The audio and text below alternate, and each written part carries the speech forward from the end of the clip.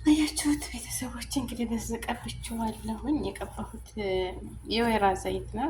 ዘይቱን አስሌው አለ የምግቡ ማለት ነው። እሱ ነው ትንሽ በርበሬን ያደረኩበት እና ማሻላ ባረከላ እንደዚህ አድርጋችሁ የቂጣ ማለት ነው።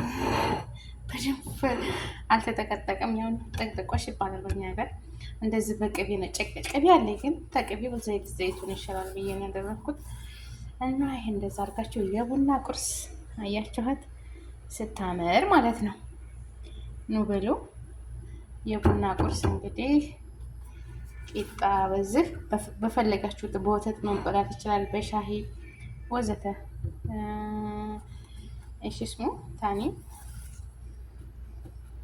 በቃ በፈለጋችሁት መብላት ትችላላችሁ።